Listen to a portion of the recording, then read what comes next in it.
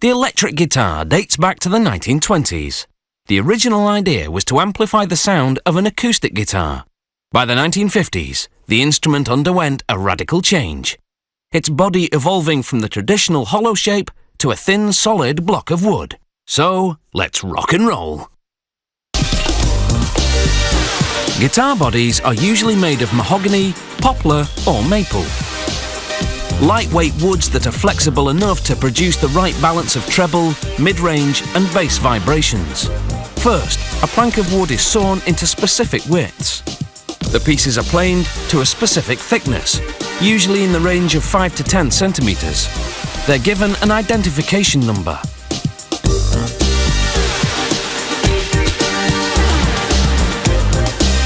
Damp wood tends to warp, so the pieces have to go into a heated room until their moisture content drops to less than 6%. This takes about 2 months. Once the wood dries out, the pieces are glued and clamped together. The glue is water-based, so the block has to go back into the drying room for another 2 months. When it comes out, it goes onto a holding device. Then, a computer-guided cutting machine uses 8 different heads, one after the other, to gradually carve the body shape. This is a semi-acoustic model, so the body has some hollowed-out areas. A fine sanding smooths the surface, and the contour is trimmed at a 45-degree angle using a stainless steel blade. Then it's sanded again.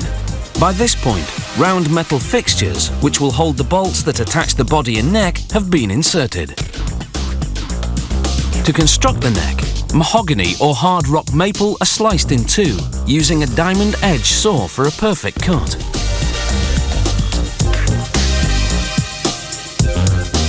Then, a 1.27mm thick sheet of maple veneer is glued onto one piece.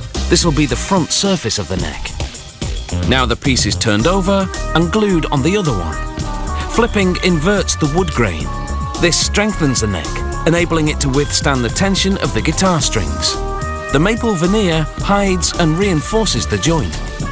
The components are clamped in a vise for 3 hours until the glue sets. A computer-guided cutting machine contours the neck shape and cuts a groove down the middle for a steel bar called the truss rod.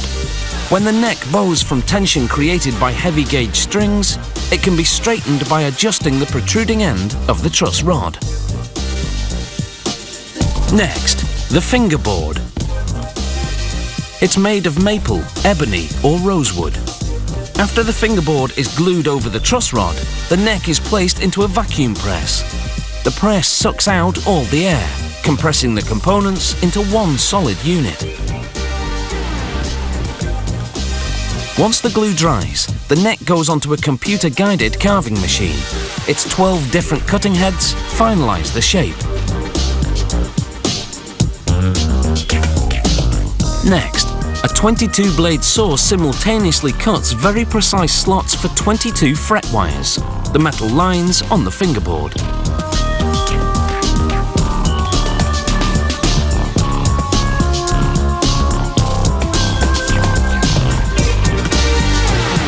A worker rounds off and smooths the back of the neck against a belt sander.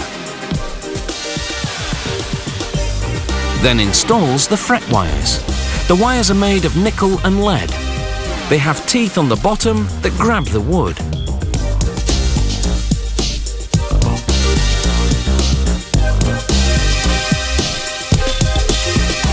Finally, the sides of the neck are run against a sanding belt. This trims off the excess fret wire and rounds off the edges of the fingerboard. Back to the body now. A worker puts it in a silkscreen printer to apply the company name. The ink dries in seconds under ultraviolet light.